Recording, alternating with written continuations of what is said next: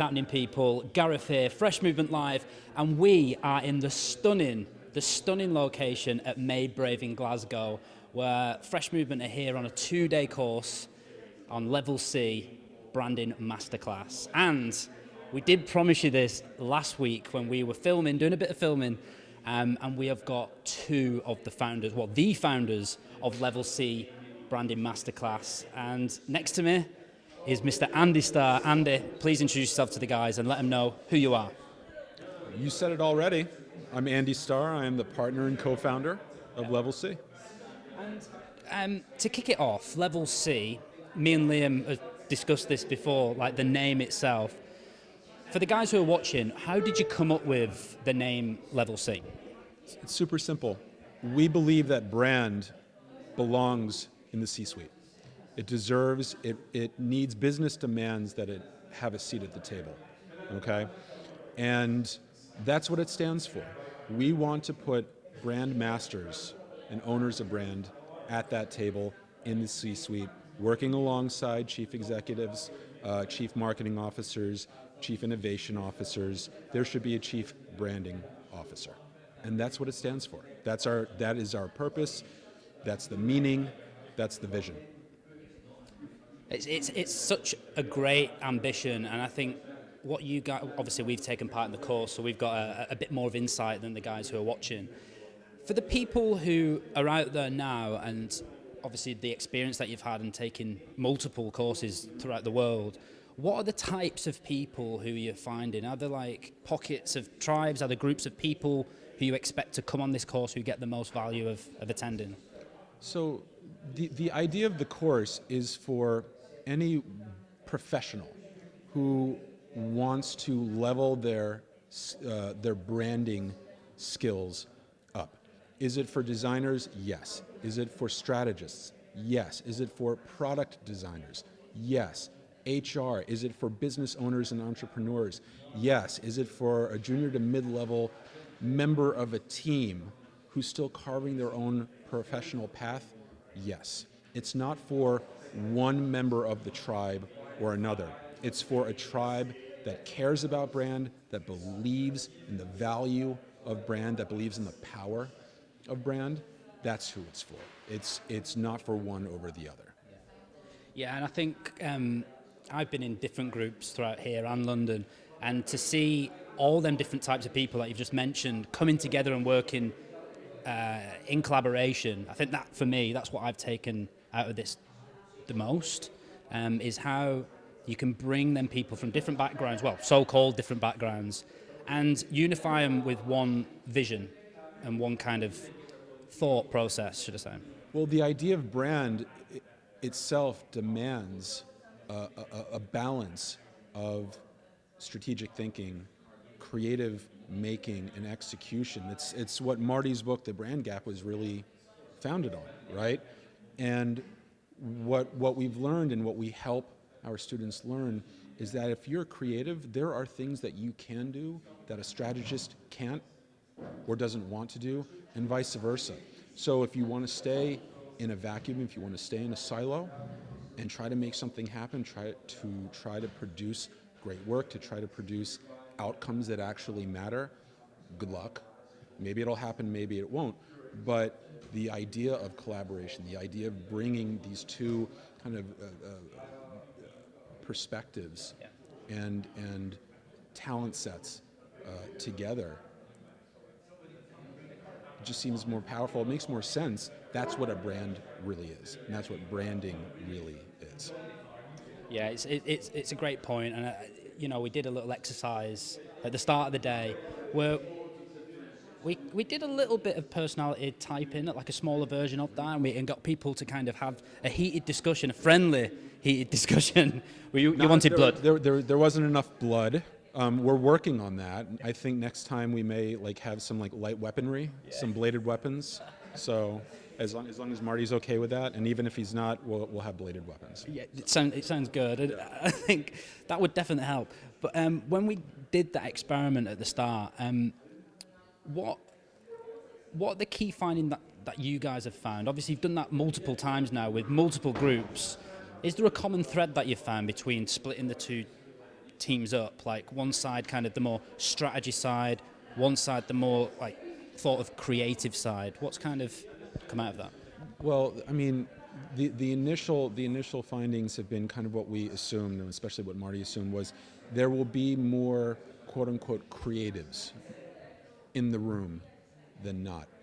But it almost doesn't matter because it's not what's there in the beginning, it's what comes out of the exercise and the course at the end. And it's that collaboration, it's the ability for students to recognize and understand that there are those differences, but how those differences how that gap can be bridged, and how they can go back to their agencies, to their companies, to their teams, to their individually owned studios, and approach the work in a different way, in a more valuable way than they did before they took the class. Yeah, I mean, the metaphor, the physical metaphor, the two sides and bridging that gap is really clever. Finally, before we bring Marty on, what is your long-term vision of Level C? Because this is the first level of a few, so if you want to check that out, is it levelc.org where we can check that out? It's levelc.org, yeah. But what, from you as one of the founders, what is the long-term vision? How do you keep this going? Once people have taken the first class, what's next? So our program right now is 5 levels. And right now we're doing level 1. And the idea is that you level yourself up through each course. You take the class, it's very hands-on, very exercise-driven, very collaborative. At the end of each course, there is a test. We want to measure that you've learned something. That's one of the things that gives each certification, each credential, each title for each level, its value, its meaning. So after level 1, there is level 2, which is focused exclusively on strategy. Then level 3 is focused on architecture, brand ecosystems, and kind of preparing for that higher level management approach to brand. Level 4 is where it gets really interesting. Level 4 is where we teach you to be the teacher. Because you can't be a master. You can't master anything if you can't teach, if you can't help others learn and understand.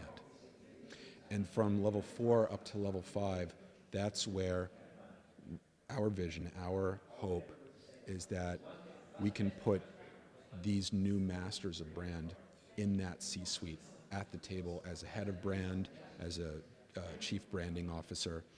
And that's where we're going. That's what we want. I absolutely love it, and I love the vision. And the thing that really grabs me the most is how you've got that level where you're expecting people to teach back. I've come from a training background as well, and that definitely strikes a chord with me, because knowing how difficult it is to convey a message to somebody else, it's totally different than convincing someone on an idea who's buying a service or a product. And a master, I mean, the thing about being a master, and I would love to hear Marty talk about this. Just because you're a master doesn't mean you ever stop learning. A real master recognizes that they don't know everything. The learning should never stop. It never needs to stop. And so the idea of teaching, it's almost like it's equal parts being able to teach others, but also being able to learn through teaching itself. Because, and I'm sure you've heard, teachers will say this, teachers at all levels, different disciplines, that they will say, I learn new things about my discipline. I learn new things about the topic that I teach because I teach. Yeah. And so that's one of the benefits that we want people to get at that level. But that's what will set them up for that establishment, that positioning of mastery that will let them, it's one of the things that will let them be in the room with the seat at that chief table and be impactful, because we need chief branding officers to teach the rest of the C-suite. If they knew it, then the chief branding officer would be irrelevant. There wouldn't be a need for it. But we need them to lead, but we also need them to teach. and lead by that example. Powerful stuff. Are there any chief branding officers in the making watching? That's what we want to know. Get in the comments, guys. Chuck a like on it if you're liking this. And remember, sharing is caring.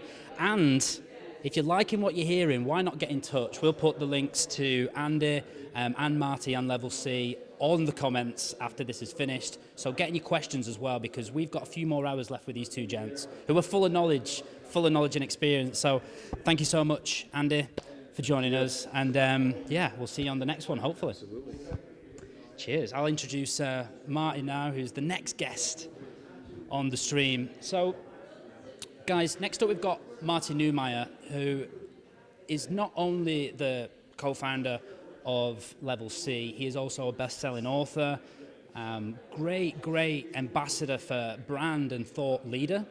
He's also worked with some of the biggest companies in the world. We're talking, Microsoft, Google, HP, and many more.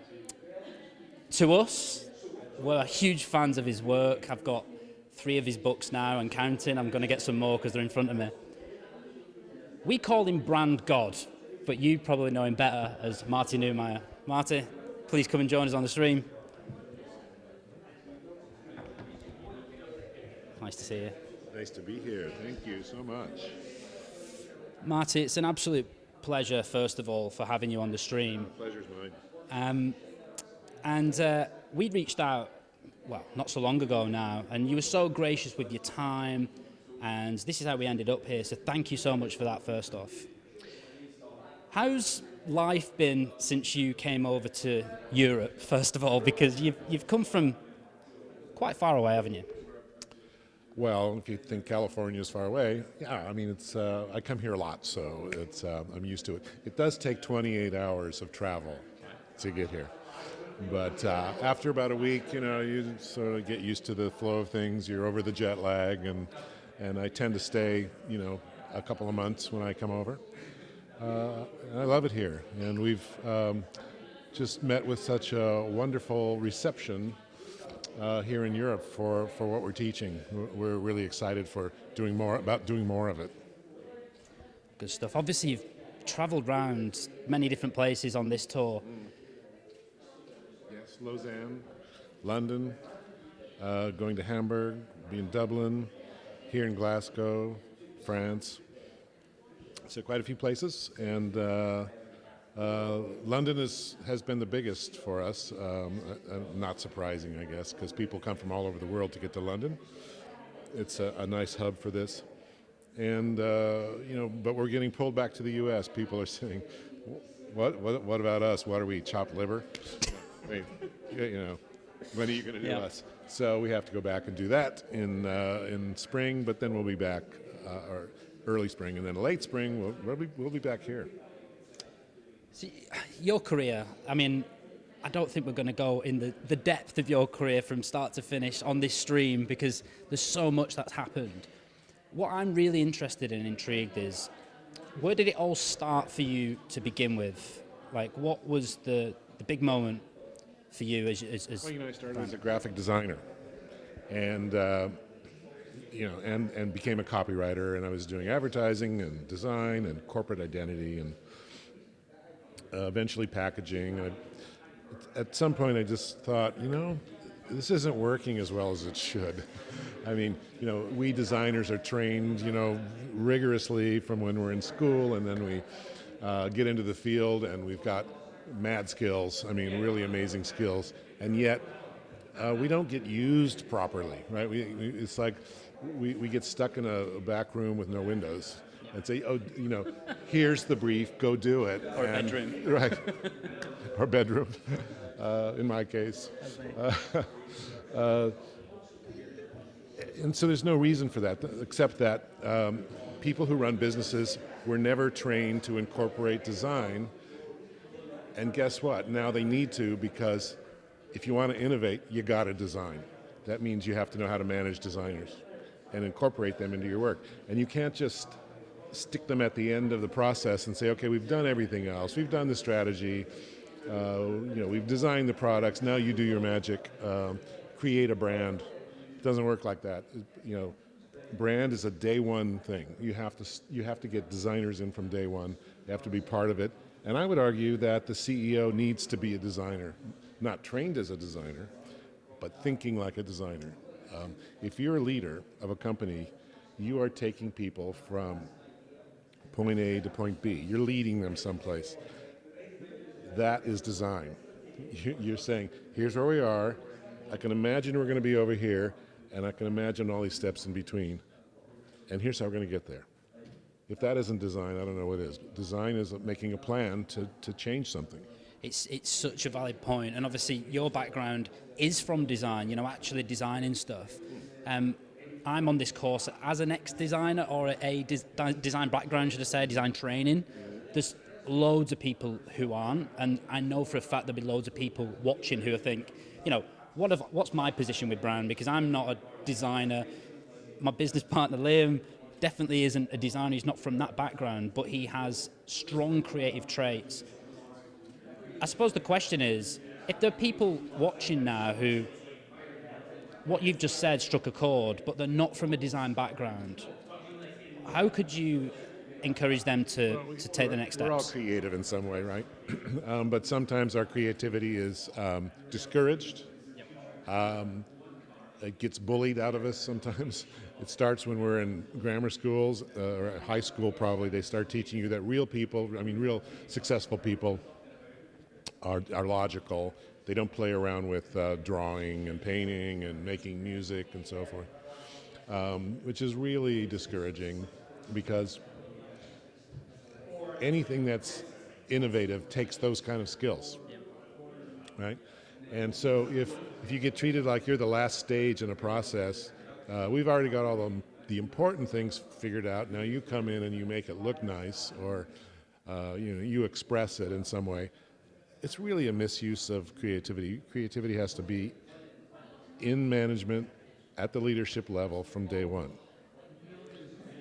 Design needs a seat at the table if you want to innovate. If you're in a business that just rolls along, there's no need to innovate, no need for change, well, first of all, I'd like to know what business that is. Yeah.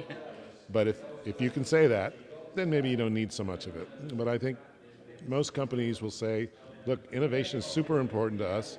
If we don't keep moving, we'll get run over by the competition. They'll eat our lunch. They'll just roll right over us. So we always have to be changing. The question is how? What are we going to do? Who are we? What do we do? And why does it matter? Those are the three questions that you have to answer as a leader. And most companies can't answer them in a simple way. And I think even them questions that you put up, I was looking at them the other day, and obviously I was looking at my own company, Fresh Movement, and our own brand, but I was also looking at myself. Like, do you think them similar questions and similar, I suppose, ways of looking at, could they apply to life as well, do you think, to people? No, sure, yeah. So one of the things we teach is design thinking. It's a little bit different than traditional thinking. It's aimed at creating new outcomes. And so what that involves is imagining an outcome that didn't exist before, and then prototyping it, trying it out, testing it, making changes so that you get something you didn't have before. So it's perfect for innovation. It's also perfect in your life. If you've got a problem that you can't solve, it's probably because you're trying to apply old solutions to a problem you've never seen before. 100%.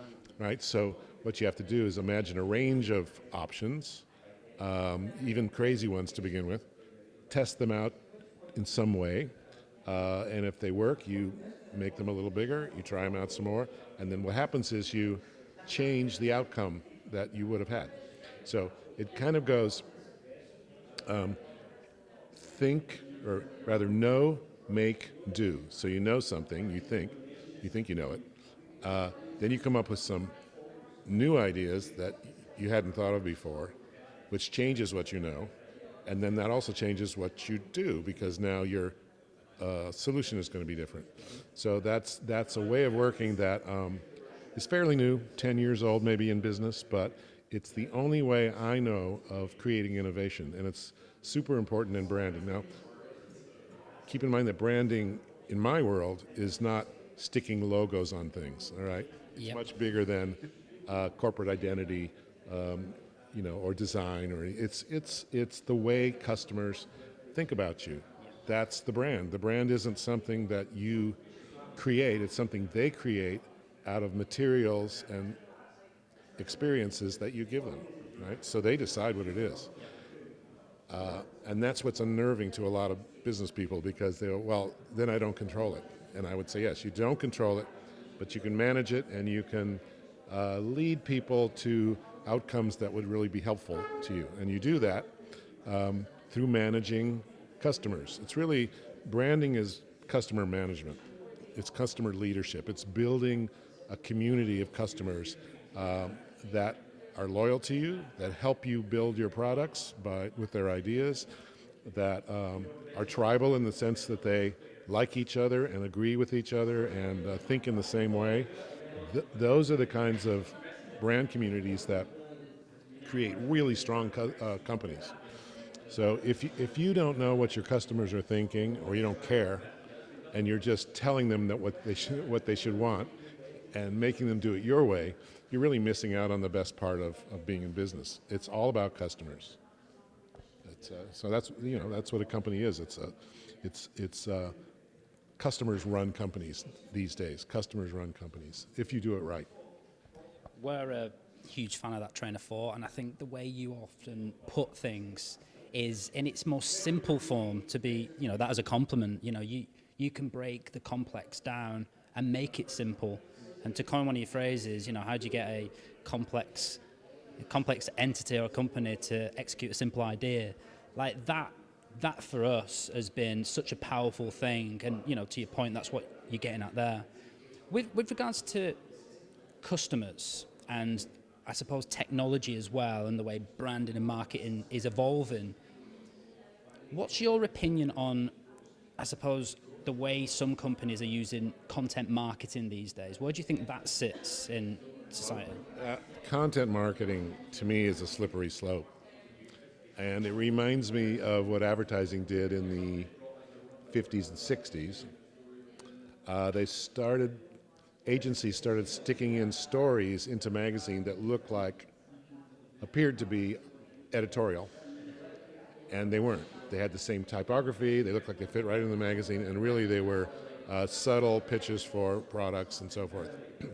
I find that just unconscionable. That's trickery, that's cheating to me. And eventually magazines figured this out, and they policed themselves, and they made those advertising agencies put a little notification at the top that said, advertisement, even because it didn't look like an advertisement. We're seeing that sometimes. We're seeing that now, right? So people who design content, online content, that is subtly creating demand for a product never intended just to be content, that's really sneaky. It's underhanded. It's just part of a whole suite of things that technology is allowing for people who want to cut corners and cheat a little bit. And so I'm not a fan of that. I'm not a fan of using algorithms and big data to manipulate people into buying things or to seeing things they ordinarily wouldn't look for. That all has to change. But at the same time, technology is allowing a lot of wonderful things. It's allowing groups to form where they couldn't form. It's allowing people to get their story out. Little companies can compete with big companies more easily. A lot of good things happening too. It's just that whenever you come up with something new, I'm from Silicon Valley. I've seen it happen over and over. You come up with something new, and the bad actors get in right away. They see the advantage right away. It takes industries and the government a little longer to figure out how to put some guardrails on it. But we're seeing that now with social media companies. There's a book out by Jaron Lanier, who's one of the original Silicon Valley innovators. He invented virtual reality. He has a book called 10 Arguments for Why You Should Delete Your Social Media Accounts Right Now. Not right now. Wait till you watch the stream. After this, you've finished this. But his point is, it's not that the idea is bad or social media is bad in general, but these companies have overstepped the bounds, and people need to like say back off. Yeah. And the only way to do that is to delete your account until they change and police themselves. And so I think that's a good thing, and I think that's what's going to happen. I was in Silicon Valley from the beginning of it, and I love the idealism that was there. And now that's kind of being pushed out by people who realize there's a lot of money to be made. So a lot of venture capitalists and Wall Street people are moving in, and they just want the money. They don't want the idealism. So we have to fight back against that. But I'm a big technology fan. I have loved it from the beginning. I love the creativity of it. I love being involved in it. Apple was one of my big clients, and that was a great experience working with them. So I think the future is bright, but right now I think we've got some thorny problems to work through. And branding is part of that solution, because branding is a long-term play. It's about the long term. So if you're in business for the long term, you don't do things that are going to mess up your reputation. And brand is a reputation. So why do something that's going to come back and ruin your company later? If you're only concerned about the short term and you're just looking for like, how do we survive this quarter, you're probably going to not put a lot of effort into branding. So you're not in a good position to brand anything. And so your future looks kind of cloudy to me. You have to be able to do both, short-term and long-term together. Branding is a long-term investment in the company, and it can increase profits, profit margins, create very loyal customers, and ensure that the company is going to be around for a long, long time. I hear that, and I think at Fresh Movement we're trying to focus on fans primarily. That's our number one goal, is to connect brands with fans. Do you see that as a step into the right direction with regards to how companies should be communicating with their customers? Should they be focusing on their loyal customers and fans? You start with the loyal customers. So you build a tribe, that's what we call it. So you start with the people that are most likely to benefit from your brand, and you build out from there. When you get enough of those people, they tell your story for you. So customers today build the brand. Companies don't build the brand. They build customers. You start by designing the customer you want. And I don't mean designing like in in a lab. Right, in a lab, or Frankenstein sort of way, with an arm here and a leg. No, you design a space for your ideal customers, and they notice that space, they recognize it, and they move into it willingly, because it's going to make their lives better, and they recognize that right away. And they also see that, hey, those other people are like me. We're all trying to do the same thing, and here's this company helping us do it. Yeah. So the idea is that the company needs to help you become who you want to be in some small way. And it seems funny to say that about, let's say, M&Ms. If I buy M&Ms, does that make me a better person? What tribe am I joining? But it's true. It's a tasty one. You are. I mean, I'm talking about the peanut M&Ms, not the regular ones. No, those are horrible. Those people don't have anything to do with them. There's no protein in a little regular M&M. Has to have the peanut. So you get people like that, like me, who are passionate about whatever it is, and then there's meaning in that. So it's all about customers need to find meaning. They're not buying products alone. They're buying the meaning that the product gives them. They're building their identities out of this in some small way. Not a big way, but I mean, there are people that would be, if Apple stopped making computers, got out of the business, they would be lost. They wouldn't even know what to do. They might not even use computers after that. They would be so just dispirited from that move. So, I mean, that's how loyal they are, and that's how empowered they've been by Apple. Yeah, I mean, I think some brands definitely affect people's lives a lot stronger than others, and that's just the way it is. And a lot of that, some of that's by design, some of that's by just being true to themselves, I suppose.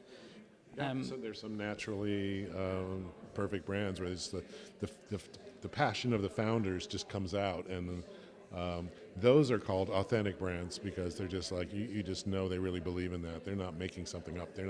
It's not fake. It's real. Mike, we know we're in the middle of a workshop here, so I know you've got very limited time. So for the guys watching, if you're enjoying this, please chuck a like on it, get in the comments, ask us some questions, because we'll review them tonight, hopefully in the bar, like we have done the previous nights. And more than ever, please share this stream, because number one, we want to get Marty's voice and Andy's vision around Level C out there, because what they're doing, we've got so much value out of it. We want to share that as much as possible. But secondly, Marty's got a very nice announcement, which we've just discovered. I believe you're going to offer the fine viewers a bit of a gift, aren't you, Marty? What is that? 3 people are going to get a copy of The Brand Gap. Yes. The book that started it all. I have 8 books. This is the one that lays out the playing field of branding and shows you where you might fit in this world. And it's now been viewed or read by 23 million people. I love the fresh of the smell of. Yeah, the ink stays. It smells that way forever. It's fresh. It's fresh. And we're going to get Marty to sign this for you as well. So we'll get Marty to sign that. Wait a minute, I didn't say I'd sign it. That's not free.